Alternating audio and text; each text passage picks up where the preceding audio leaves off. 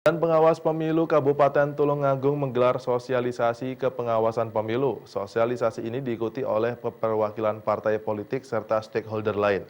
Dalam sosialisasi ini, Bawaslu menjelaskan proses pengawasan mulai dari hari tenang kampanye hingga saat proses pencoblosan dan penghitungan suara berlangsung.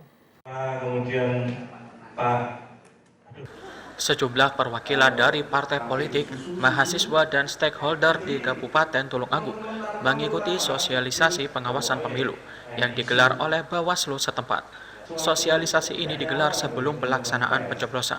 Para peserta diberikan bekal mengenai proses pengawasan, mulai dari pelaksanaan kampanye, hari tenang, proses pencoblosan, hingga penghitungan suara.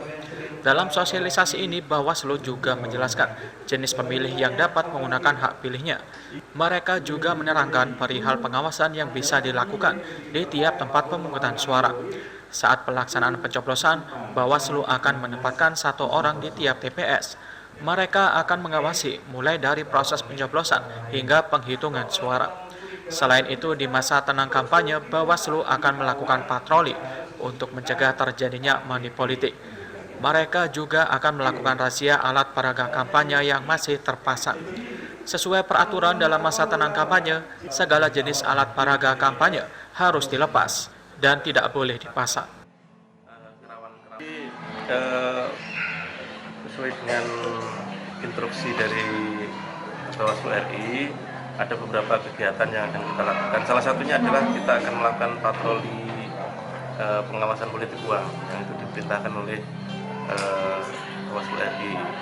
Kemudian kita juga akan mengadakan patroli untuk pengecekan dan pembersihan sekaligus alat peraga kampanye, karena memang di hari terakhir kampanye jam 24.00 itu alat peraga kampanye mestinya sudah dibersihkan oleh pemasangnya atau peserta pemilu, tapi kenyataannya biasanya pasti ada sana sini yang belum bersih. Maka kita akan lakukan itu. Nanti kita akan berkoordinasi dengan Pol PP dan kepolisian di Polres Tulungagung untuk membackup pelaksanaan kegiatan itu. Masa tenang kampanye sendiri akan berlangsung sejak tanggal 14 April mendatang. Dalam masa tenang ini rawan terjadi money politik, sehingga Bawaslu akan meningkatkan kegiatan patroli.